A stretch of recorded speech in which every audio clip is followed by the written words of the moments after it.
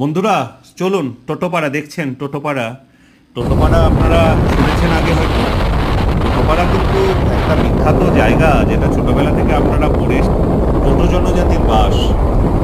কোথায় অবস্থিত তাহলে বলি। আগে দেখুন রাস্তায় কিভাবে আমরা যাচ্ছি।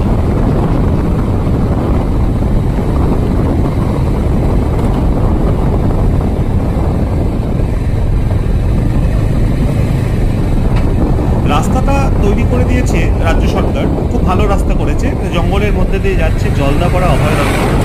আপনি যখন যাবেন আলিপুরদুয়ার স্টেশন থেকে নেমে একটা মোটরসাইকেল নিয়ে নিতে পারেন, অথবা গাড়ি বুক করতে পারেন।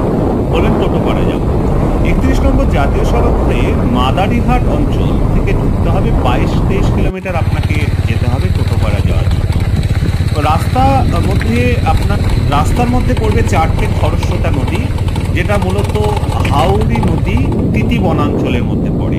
4টে নদীর পথ আপনাকে অতিক্রম করতে হবে। রাস্তা দেখুন, খরস্রোতা পুরো নুড়ি পাথরে ভর্তি।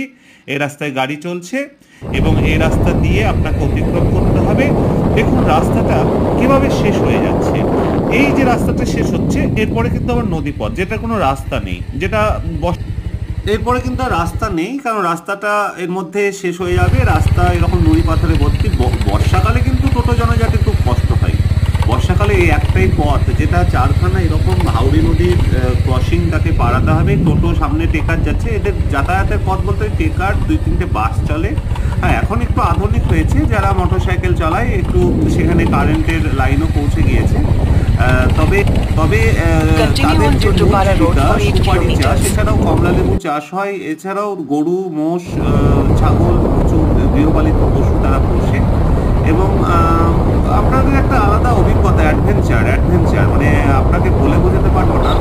তবে অবশ্যই পাহাড়ি জীবন যদি দেখতে হয়, এবং জলদাপাড়া অভয়ারণ্যের একদম গভীরতম জায়গা, রীতিমতো আপনাদের ভয় লেগে যাবে যে এরকম অবস্থান, এরকম সৌন্দর্য, আর প্রকৃতি যেন সবকিছু ঢেলে দিয়েছে।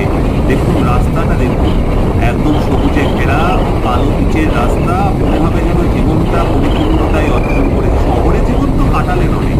চলুন না এবার মাদারিহাট থেকে টোটোপাড়া। অনেক কিছু জানার আছে, অনেক কিছু শেখার আছে। কিছু জানতে গেলে কিভাবে যাবেন অবশ্যই কমেন্ট করবেন এবং সাবস্ক্রিপশন করতে ভুলবেন না। আপনাদেরকে জন্য নতুন নতুন ভিডিও আমি সবসময়